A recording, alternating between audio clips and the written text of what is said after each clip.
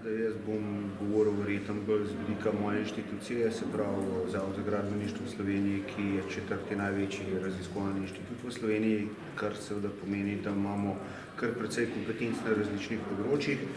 In tisto, kar seveda menim, da je dodana vrednost za Slovenijo, za širšo skupnost in seveda tudi za ZAK je povezovanje področij in nagradna, se pravi komplementarnih področjev partnerjev, ki v ta novi center odličnosti vstopamo oziroma smo začeli delati.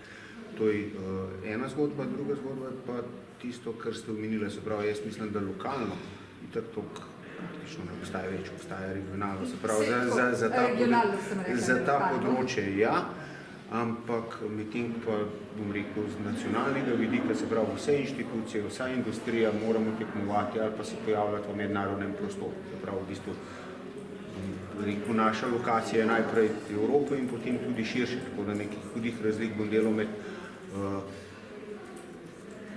nacionalnim ali pa mednarodnim delovanjem tu na področju raziskav in tehnologije se sploh ne da izpostavljati ali pa deliti.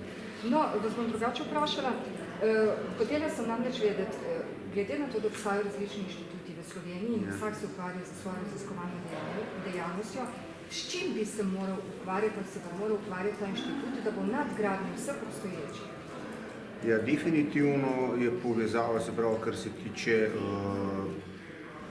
novih materialov, recikliranih materialov v povezavi z lesom in bivalnim okoljem, tisto, kar ta trenutek v Sloveniji še ne obstaja, oziroma obstaja parcialno pri posameznih inštitutih. Ta center odličnosti bi to kvaliteto bivalnega okolja z novimi materiali oziroma tudi z biomateriali pa tako naprej mogo vzpostaviti oziroma vzpostaviti.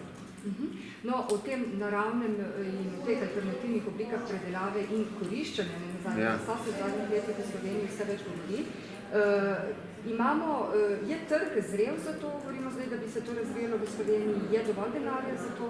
Ali pa vidite perspektivo, da bo tega denarja še več v prihodnje? Mislite v relaciji do industrije? Tako nesplošno. Ne govorimo samo o javnem, govorimo tudi o zasebnem, govorimo o gradbeništvu, o vseh tistih, ki so pač pripravljeni vložiti kapital. Jaz bom tako rekel, zagotovila za to seveda nimamo. Je pa to definitivno priložnost, da do tega pridemo. Tako da, če bojo stvari narejene tako, kot si želimo in če bojo rezultati taki, kot si želimo, bo to na nek način, bom rekel, omogočilo tudi razvoju tehnologije ali pa gospodarstva, da se bo na to navezalo.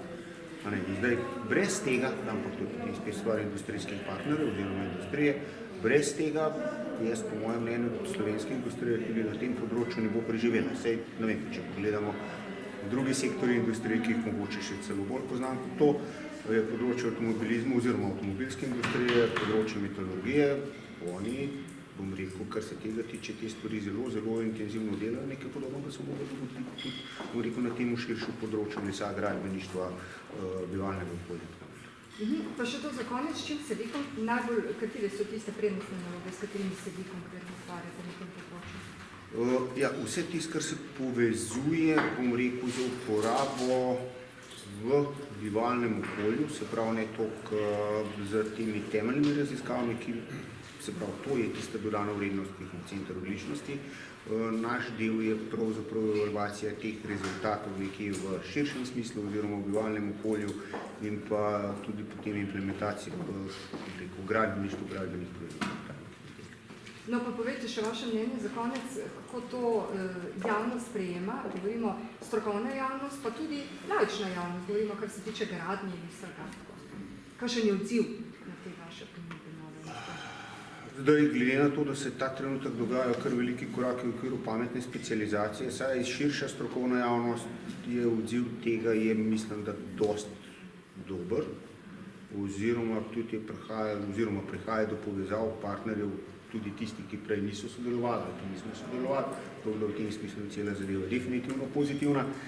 Zdaj, kar se pa širše javnosti tiče, pa težko rečem, kaj bolj, bom rekel, relevantnega. Tisto pa, ne vem, nimam nekih hudih informacij, da bi jih lahko ocenil.